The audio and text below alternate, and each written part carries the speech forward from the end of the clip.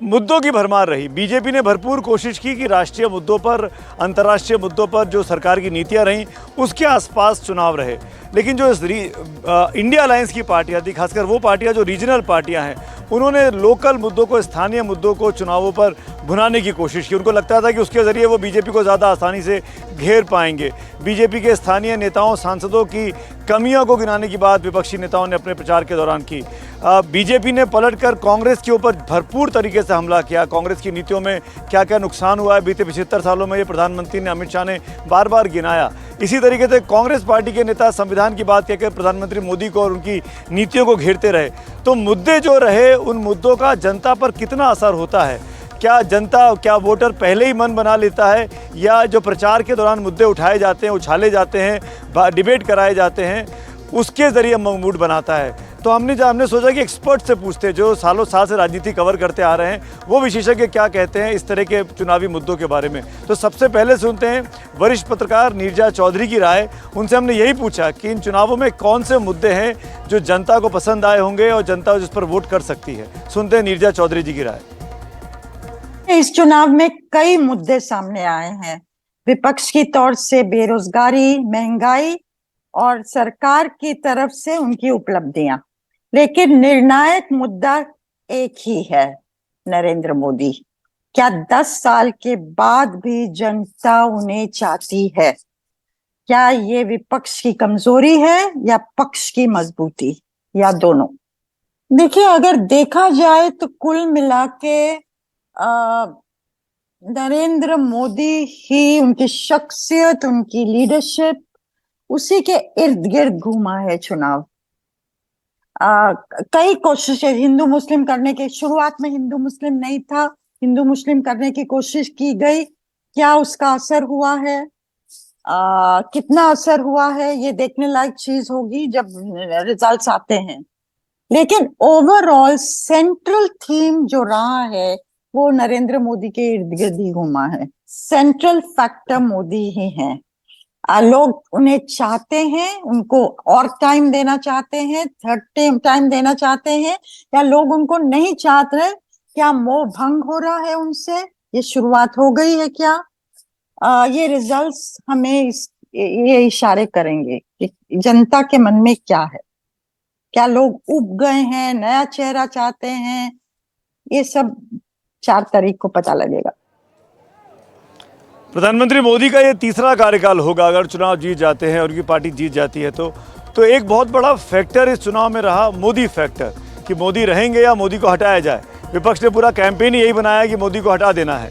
तो मोदी फैक्टर के बारे में क्या राय है विनोद शर्मा जी, वरिष्ठ पत्रकार की? आइए वो सुन लेते हैं। देखिए, बात यह है कि इस चुनाव में कोई ऐसा मुद्दा नहीं है जो निर्णायक हो सकता है। मुद्दों का समावेश है। किसके पक्ष में जाएगा, किसके विरोध में जाएगा, ये कहना मुश्किल है। और अगर जानकारी है भी तो अभी कहना उचित नहीं है, क्योंकि 3-4 दिन के बाद तो नतीजे सामने आ जाएंगे। लेकिन मेरा ये मानना है कि जिन मुद्दों पर इस चुनाव में बहस होनी चाहिए थी, पक्ष और विपक्ष में, उन मुद्दों पर भरपूर बहस नहीं हुई है और बदकिस्मती से ऊल जलूल मुद्दों पर बहस हुई है, जिसका कोई औचित्य बनता नहीं है आम जनता से। बेरोजगारी और महंगाई के मुद्दों पर सत्तारूढ़ दल की तरफ से प्रत्यक्ष रूप से बहुत बयान आने चाहिए थे कि आगे के लिए उनके क्या प्लान हैं, किस तरह से इन मुसीबतों से वो जनता को बचाएंगे और उनकी मुसीबतों का निवारण करेंगे, उनकी समस्याओं का निवारण करेंगे। ये कोई जवाब ऐसा आया नहीं। और इसके विपरीत बातचीत होती रही कि भाई महात्मा गांधी पे बातचीत हो गई, फिर कौन क्या कर रहा है, कौन कौन क्या है। देखिए, मैं ये समझता हूं कि हमारे प्रधानमंत्री एक इतने प्रखर वक्ता हैं, इतना साफ साफ पिछले चुनाव में हमने देखा कि उनकी अपनी वाणी और अपने स्पीचेस के दम पर उन्होंने अपनी पार्टी को भरपूर जीत पिछले 2 इलेक्शन में दिलवाई। नहीं, लेकिन बदकिस्मती से इस इलेक्शन में वो जो प्रखर वक्ता था, जिसका नाम नरेंद्र मोदी है और जो हमारे प्रधानमंत्री हैं, वो मैं समझता हूँ एब्सेंट था, नदारद था, इस इलेक्शन में था नहीं। और जहां जहां था वहां ऐसी ऐसी चीजों पर उन्होंने बात की जो जिसका कोई भी औचित्य नहीं बनता था, और उसके चलते मुझे लगता है कि उनकी पार्टी को नुकसान हो सकता है। अब देखते हैं ये है कि कितना होता है या नहीं होता है। और उसके मुकाबले जो विपक्ष था, विपक्ष ने अपना प्रचार देर से शुरू किया। विपक्ष के पास साधन नहीं थे, विपक्ष के पास वो रीच नहीं थी जो सत्तारूढ़ दल के पास है, और जो जिस तरह का विपक्ष को सानिध्य मिलना चाहिए था मीडिया का, वो भी नहीं था। तो इसलिए एक तरह से तो ये जो इलेक्शन था, ये जो बैटल था, ये जो लड़ाई थी, ये अनइक्वल थी। लेकिन अगर इसमें विपक्ष कुछ अच्छा करके गुजर जाता है तो उसका पूरा पूरा श्रेय मैं समझता हूँ जनता को जाएगा, विपक्ष को नहीं। तो आपने अभी तक क्या मुद्दे थे वो देखे, क्या नेताओं के बयान रहे, भाषण रहे वो सुने, क्या विशेषज्ञों को कहना है वो देख लिया। अब बारी आती है ज़मीन पे जो हमारे रिपोर्टर्स काम कर रहे हैं उनकी रिपोर्टाज आपको दिखाने का। आपको बताइए कि मोदी सरकार को तीसरी बार ना बने तो पूरा विपक्ष एक हो गया, लामबंद हुआ। पिछले 1 साल से कोशिश चलती रही, इंडिया गठबंधन बना लिया गया। हालांकि बात अलग है कि इंडिया चुनाव आते आते तक नीतीश कुमार निकल गए, ममता बनर्जी के साथ टाई अप नहीं हो पाया बस पश्चिम बंगाल में।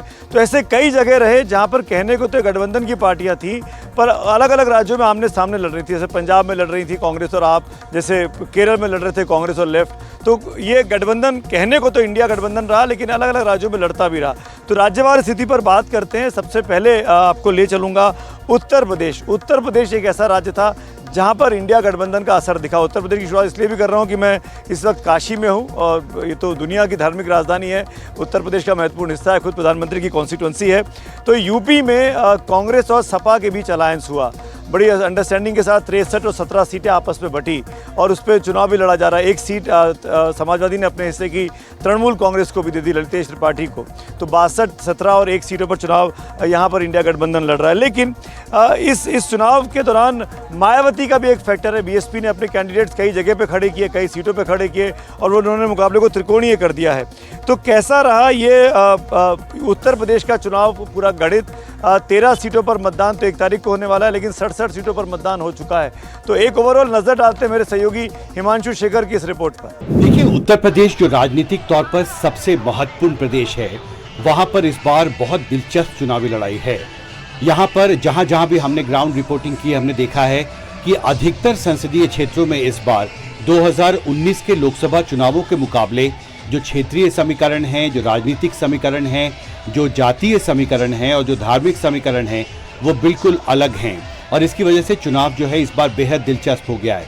2019 के लोकसभा चुनावों में समाजवादी पार्टी और बहुजन समाज पार्टी ने एक साथ एक गठजोड़ बनाया था और चुनाव लड़ा था, और इसकी वजह से अधिकतर सीटों पर उत्तर प्रदेश में 2019 के लोकसभा चुनावों में जो मुकाबला था वो सीधे बीजेपी और सपा बसपा गठजोड़ के बीच था।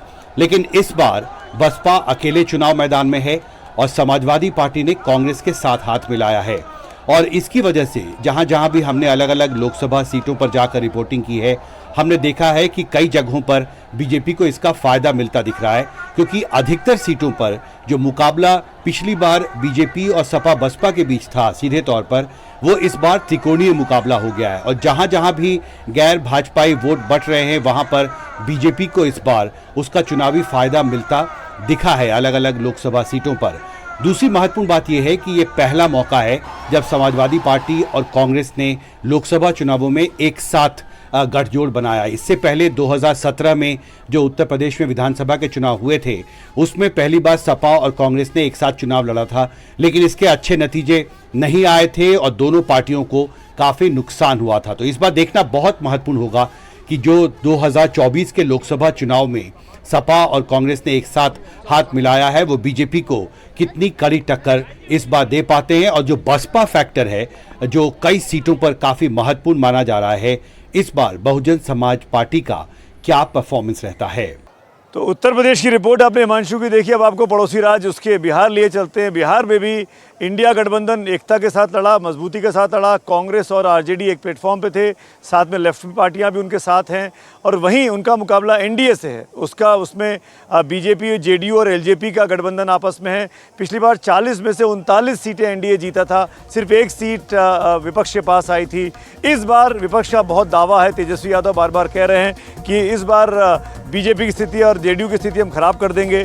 क्या होगा ये तो 4 तारीख के नतीजे बताएंगे, लेकिन सवाल ये है कि क्या इस बार बिहार में 2019 जैसा प्रदर्शन एनडीए कर पाएगा, एक तरीके से क्लीन स्वीप जिसको कहा जा सकता है।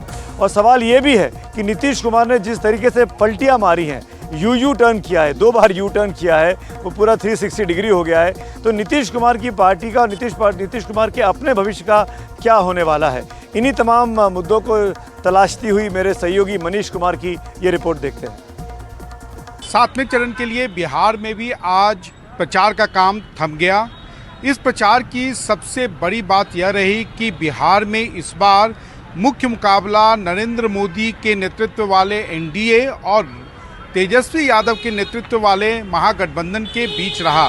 जहां तक प्रचार का सवाल है तो एनडीए की तरफ से पूरे प्रचार की कमान प्रधानमंत्री नरेंद्र मोदी ने खुद संभाली, जिन्होंने करीब 16 रैलियां की। उसके बाद केंद्रीय गृह मंत्री अमित शाह, और ख़ास बात एनडीए की तरफ से यह रही कि कई बार, कम से कम 4 से 5 बार ऐसे जगह पर उत्तर प्रदेश के मुख्यमंत्री योगी आदित्यनाथ को सभा करनी पड़ी, जहां पर प्रधानमंत्री नरेंद्र मोदी ने 48 से 72 घंटे पूर्व बड़ी जनसभाओं को संबोधित किया था। सबसे खास बात यह भी रही कि इस बार बिहार के मुख्यमंत्री नीतीश कुमार का जो प्रचार अभियान था वो काफ़ी लो की था। ये कहा जा रहा है कि उनके स्वास्थ्य के मद्देनज़र जो है वो इस बार उन्होंने बहुत ज़्यादा रैलियों को संबोधित नहीं किया। जहाँ तक तेजस्वी यादव के प्रचार की बात है तो उन्होंने पूरे चुनाव प्रचार को स्थानीय मुद्दों पर रखा, खासकर रोजगार के मुद्दे पर। उन्होंने पहले जनता से यह कहकर वोट मांगा कि हमने आपको 5 लाख नौकरियां दी हैं और अगर आपने इंडिया गठबंधन को जिता दिया तो 1 करोड़ नई नियुक्तियों की प्रक्रिया 15 अगस्त से शुरू होगी। जहां तक नीतीश कुमार का सवाल है तो नीतीश कुमार के आलोचनाओं का वो हर बार यह कहकर टालते रहे कि वो उनके अभिभावक हैं, उनकी बातों को वो आशीर्वाद के रूप में लेते हैं। जहां तक चुनाव परिणाम का सवाल है तो कमोबेश 2019 में जो चुनाव परिणाम रहे थे उसमें 4-5 से लेके 8 सीटों तक का फेरबदल हो सकता है, क्योंकि इस बार भी एनडीए का जो गठबंधन है वो काफ़ी मजबूत रहा। तो यूपी और बिहार के बाद एक और बैटल स्टेट है जहां पर बहुत दिलचस्प मुकाबला है और जहां के बारे में मैं कह सकता हूं कि कोई भी राजनीतिक पंडित कोई आकलन नहीं लगा सकता है, क्योंकि बिल्कुल नई स्लेट पर एक नई परिभाषा लिखी जा रही है। आप समझ गए होंगे मैं बात महाराष्ट्र की कर रहा हूं। 48 लोकसभा सीटें हैं और महाराष्ट्र में बीते 5 साल में राजनीति ने इतने टर्न्स लिए हैं कि समझना आसान नहीं है। दो स्थानीय पार्टियां थी राज्य की, वो टूट गई, बिल्कुल ऊपर से 2 फाड़ हो गई। शिवसेना 2 फाड़ हो गई, एनसीपी 2 फाड़ हो गई और आधा गुट चला गया बीजेपी के साथ, आधा गुट चला गया कांग्रेस के पास। तो एक जगह महायुति है और एक जगह महाविकास आघाड़ी है। तो क्या होगा महाराष्ट्र में? अजीत पवार को असली एनसीपी मान लिया गया है, एकनाथ शिंदे की शिवसेना असली शिवसेना हो गई है। तो जो ओरिजिनल शिवसेना थी उद्धव ठाकरे की, वो अब शिवसेना यूबीटी और शरद पवार की एनसीपी एससीपी हो गई है। तो ऐसे में अब कुछ सवाल खड़े होते हैं। पहला सवाल तो यही कि महाराष्ट्र में जो ये टूट हुई है बीते 5 सालों में दोनों बड़ी पार्टियों में, क्या उसकी सहानुभूति का फ़ायदा शरद पवार और उद्धव ठाकरे को मिलेगा या नहीं मिलेगा? पहला बड़ा सवाल तो यही है। और दूसरा सवाल यही है कि महागठबंधन और महायुति के जो अंदरूनी टकराव हैं, क्योंकि जो लोग टूट कर आ गए इस तरफ और वो कैंडिडेट बन गए हैं, तो जो चुनाव पिछली बार लड़ा था उसको टिकट नहीं मिल पाया, तो आपस में इंटरनल फाइट्स बहुत हो गई है दोनों धड़ों के बीच में। उसका क्या असर होगा? इन्हीं तमाम मुद्दों के जवाब तलाशती मेरे सहयोगी जितेंद्र दीक्षित की ये रिपोर्ट देखते हैं। महाराष्ट्र और गुजरात दोनों पश्चिमी भारत के राज्य हैं और आंकड़ों के लिहाज से, केंद्र में सरकार बनाने के लिहाज से ये दोनों ही राज्य काफ़ी अहम हैं। उत्तर प्रदेश के बाद सबसे ज़्यादा सीटें महाराष्ट्र से आती हैं, लोकसभा की 48 सीटें हैं और गुजरात में कुल 26 सीटें हैं। सबसे पहले बात करते हैं महाराष्ट्र की। तो महाराष्ट्र में 2019 में जो चुनाव हुए थे उनमें एनडीए को 41 सीटें मिली थी और साथ में एक निर्दलीय का समर्थन मिल गया था, तो इस तरह से कुल 42 सीटें हो गई थी। लेकिन इस बार मामला अलग है। इस बार महाराष्ट्र में दो गठबंधनों का टकराव हो रहा है। एक तरफ एनडीए है, जिसे कि महाराष्ट्र में महायुति कहते हैं, जिसमें कि एकनाथ शिंदे वाली शिवसेना है, बीजेपी है और अजीत पवार वाली एनसीपी है। तो दूसरी तरफ है महाविकास आघाड़ी, जिसमें उद्धव ठाकरे वाली शिवसेना है, कांग्रेस है और शरद पवार वाली एनसीपी है। पिछले चुनाव के मुकाबले इस बार स्थिति काफ़ी अलग है। कई सारे ऐसे मुद्दे हैं जो कि चुनाव नतीजों पर अपना असर डाल सकते हैं। एक अहम मुद्दा है मराठा आरक्षण को लेकर जो आंदोलन हुआ था, उसका असर इस बार चुनाव पर दिख सकता है, चुनाव नतीजों पर दिख सकता है। कई ऐसी सीटें हैं, खास करके मराठवाड़ा इलाके की, जहां पर यह कहा गया कि ये चुनाव मराठा बनाम ओबीसी के बीच में हुआ। इसके अलावा एक बात ये भी देखने लायक होगी कि जिस तरह से एनसीपी में बगावत हुई, एनसीपी दो फाड़ हो गई, शिवसेना में बगावत हुई, शिवसेना दो फाड़ हो गई, तो क्या इसका किसी तरह से कोई सहानुभूति की लहर जो है इस वजह से पैदा हुई है उद्धव ठाकरे के प्रति या फिर शरद पवार के प्रति? क्योंकि कुछ ऐसी सीटें हैं जहां पर ये माना जा रहा है कि इनके प्रति सहानुभूति का असर जो है चुनाव नतीजों पर पड़ सकता है। तो ये तो थी महाराष्ट्र की बात। अब चलते हैं पड़ोसी राज्य गुजरात में। गुजरात में जो कुल 26 सीटें हैं, बीते दो चुनावों से बीजेपी 26 की 26 सीटें जीतते आई है। लेकिन इस बार विशेषज्ञ मानते हैं कि 2 से 3 सीटें ऐसी हैं जहां पर कि बीजेपी के लिए मुकाबला काफ़ी चुनौतीपूर्ण है। एक बनासकाठा की सीट है, एक भरूच की सीट है, जामनगर की सीट है। ऐसी 2-3 सीटें हैं जहां पर बीजेपी कॉन्फिडेंस के साथ ये नहीं कह सकती कि वो ही जीतेगी। इसके अलावा जो राजकोट से बीजेपी के उम्मीदवार हैं, केंद्रीय मंत्री परषोत्तम रुपाला, उनका जो बयान था जिससे कि राजपूत समुदाय भड़क गया था, क्षत्रिय समुदाय भड़क गया था और ये आग पूरे गुजरात में एक तरह से फैल गई थी, उसका असर भी जो है गुजरात में चुनाव नतीजों पर पड़ सकता है। हालांकि आखिर में जो केंद्रीय नेता है, बीजेपी के बड़े नेता हैं, खुद प्रधानमंत्री मोदी और अमित शाह ने डैमेज कंट्रोल करने की काफ़ी कोशिश की, तो ये देखना दिलचस्प होगा कि क्या उसका किसी प्रकार का असर गुजरात के चुनाव नतीजों पर पड़ता है। और आइए अब आपको सीधे पश्चिमी भारत से पूर्वी भारत लिए चलते हैं, बंगाल की बात करते हैं। बंगाल एक और की बैटल स्टेट है और इसलिए भी है क्योंकि बीजेपी ने यहाँ पूरे दमखम लगा रखा है। 42 लोकसभा सीटें हैं। बीजेपी का कहना है कि इस बार वो 42 में से सबसे बड़ी पार्टी बनकर उभर कर निकलने वाली है। ममता बनर्जी का राज है। ममता बनर्जी इंडिया अलायंस का महत्वपूर्ण घटक हुआ करती थी, लेकिन सीट शेयरिंग के नाम पर उन्होंने कांग्रेस को और लेफ्ट के साथ गठबंधन करना ठीक नहीं समझा। तो त्रिकोणीय मुकाबला चल रहा है पश्चिम बंगाल में। कांग्रेस और लेफ्ट एक साथ हैं, ममता बनर्जी एक तरफ है और उनके सामने भारतीय जनता पार्टी है। तो सबसे बड़ा सवाल यही उठता है जिस राज्य की मुख्यमंत्री एक महिला है, देश की एकमात्र महिला मुख्यमंत्री आज की डेट में, वहाँ पे संदेश खली का मुद्दा खूब उठाया बीजेपी ने। महिलाओं के साथ जाति का मामला, और महिलाओं पर जाति कौन कर रहा था? टीएमसी का एक नेता। तो सवाल यही सबसे बड़ा कि क्या संदेश खली का मुद्दा ममता बनर्जी के लिए गले की फांस बनने वाला है इन चुनावों में? उस पर क्या होगा, उस पर नज़र रहेगी। और दूसरा महत्वपूर्ण सवाल ये कि जो ट्रायंगुलर कॉन्टेस्ट हो गया है, जहां पर कांग्रेस और लेफ्ट एक साथ है और ममता वर्सेस बीजेपी की लड़ाई चल रही है, इस त्रिकोणीय मुकाबले से कांग्रेस और लेफ्ट के साथ साथ लड़ने से क्या ममता बनर्जी को नुकसान हो रहा है या बीजेपी को नुकसान हो रहा है? ऐसे ही कुछ सवाल हैं जिनके जवाब तलाशने की कोशिश मेरे सहयोगी सौरभ गुप्ता की ये रिपोर्ट कर रही है। देखिए, 2024 का चुनाव लगभग खत्म होने वाला है। अगर हम आखिरी चरण की बात करें तो पश्चिम बंगाल में 9 सीट है और इन 9 सीटों के बाद पश्चिम बंगाल और उड़ीसा के जो बचे सीट्स है, उन बचे सीटों के आखिरी चरण में वोट के बाद उड़ीसा, पश्चिम बंगाल, आसाम और नॉर्थ ईस्ट को अगर हम देखें तो ये एक ऐसा ब्लॉक है जहाँ पे बीजेपी को लगता है कि ये कैचमेंट एरिया है, यानी कि यहाँ से बीजेपी कुछ सीट्स बढ़ा सकते हैं अपने लिए, उड़ीसा और पश्चिम बंगाल जैसे स्टेट्स के लिए लेकर। लेकिन दोनों जगहों पे स्ट्रॉन्ग रीजनल, सब नेशनल गवर्नमेंट्स है। ममता बनर्जी एक स्ट्रॉन्ग फिगर है, दूसरी तरफ अलग पर्सनालिटी है नवीन पटनायक, लेकिन पॉलिटिकली बहुत ही स्ट्रॉन्ग फिगर है। बहुत सारे स्ट्रॉन्ग फोर्सेस है उड़ीसा, बंगाल में। नॉर्थ ईस्ट में हालांकि बीजेपी को एडवांटेज है क्योंकि वहाँ पे कांग्रेस जो एक ऑल्टरनेटिव फोर्स था उसका वीकन होने के बाद एक बीजेपी वहाँ पे मैग्नेट बन गया है रीजनल वहाँ के फोर्सेस के लिए। तो ज़रूर नॉर्थ ईस्ट स्टेट्स में आसाम और बाकी स्टेट्स में बीजेपी को फ़ायदा है, लेकिन उड़ीसा और पश्चिम बंगाल जहाँ पे सबसे ज़्यादा सीट्स है, अगर आप पश्चिम बंगाल की बात करें तो 42 सीट है, उड़ीसा की बात करें तो 20 से ऊपर सीट है।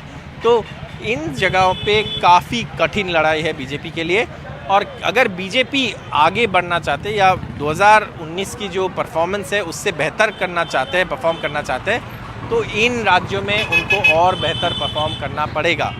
और ये इस वक्त आसान काम नहीं है। हालांकि दोनों तरफ के नेताओं ने, चाहे वो ममता बनर्जी हो और नवीन पटनायक हो दूसरी तरफ, यानी कि और बीजेपी के नेता जो है, बीजेपी चुनाव प्रधानमंत्री नरेंद्र मोदी के नाम पे लड़ते हैं, तो दोनों तरफ से कैंपेन बहुत ही कठिन हुआ है और बहुत ही ज़बरदस्त कैंपेन हुआ है।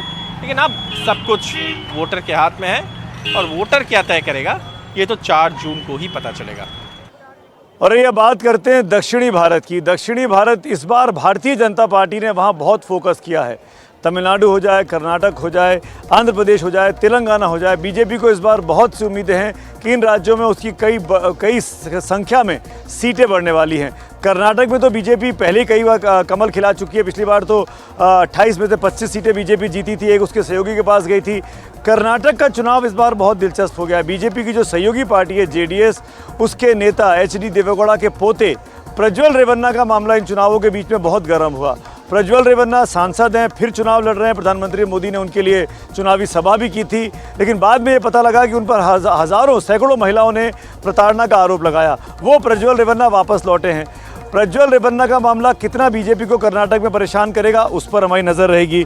और एक और ख़ास बात यह है कि इन चुनावों में कुल मिलाकर देखा जाए तो बीजेपी का जो विजयी घोड़ा जो पूरे विंध्य के ऊपर दौड़ता रहा अभी तक बीते 2 चुनावों में, वो विंध्य के नीचे दक्षिण भारत में कैसा करेगा उस पर भी नज़र रहेगी। ऐसे ही सवाल जो थे, ज़मीनी सवाल दक्षिण भारत को लेकर, उसके जवाब तलाशे मेरे सहयोगी निहाल किदवई ने अपनी इस रिपोर्ट में। दक्षिण में कुल 130 लोकसभा की सीटें हैं। 2019 में हुए लोकसभा चुनावों में मोदी लहर की वजह से कर्नाटक की 28 में से 25 सीटें बीजेपी ने जीती थी। लेकिन इस बार यहां कर्नाटक में मुद्दा पीएम मोदी की गारंटी बनाम कांग्रेस की गारंटी के बीच रहा। महिलाओं को मुफ्त बस सेवा पूरे राज्य में और 2000 रुपए का मासिक पेंशन जो राज्य सरकार दे रही है वो रास आ रहा है। वहीं पीएम मोदी की गारंटी से भी लोगों को राहत मिली है। पिछली बार जेडीएस और कांग्रेस ने साथ मिलकर यहां लोकसभा चुनाव लड़ा था, लेकिन दोनों पार्टियों का तालमेल वोट में नहीं बदल पाया। नतीजा ये हुआ कि कांग्रेस और जेडीएस दोनों पार्टियों को एक-एक सीट मिली। इस बार बीजेपी और जेडीएस साथ में चुनाव लड़ रहे हैं। तमिलनाडु में प्रधानमंत्री मोदी ने इस बार काफी आक्रामक तेवर अपनाया। प्रदेश पार्टी अध्यक्ष अन्नामलई ने भी कोई कसर नहीं छोड़ी है। ऐसे में बीजेपी को इस बार बेहतर प्रदर्शन की तमिलनाडु में उम्मीद है। आंध्र प्रदेश में बीजेपी इस बार चंद्रबाबू नायडू यानी टीडीपी के साथ मिलकर चुनाव लड़ रही है। मुख्यमंत्री जगन मोहन रेड्डी लंबे समय से सत्ता में है मुख्यमंत्री के तौर पर। ऐसे में एंटी इनकम्बेंसी यहां एक बड़ा फैक्टर है जो बीजेपी टीडीपी गठबंधन को फायदा पहुंचा सकता है। तेलंगाना में त्रिकोणीय संघर्ष है कांग्रेस, बीजेपी और चंद्रशेखर राव की बीआरएस के बीच। बीजेपी ने 2019 में 4 सीटें यहां से जीती थीं, तब केसीआर की पार्टी टीआरएस सत्ता में थी। इस बार यहां रेवंत रेड्डी की कांग्रेस सरकार है। बीजेपी को उम्मीद है कि मोदी फैक्टर की वजह से पिछली बार से ज्यादा सीटें उसे यहां आएंगी।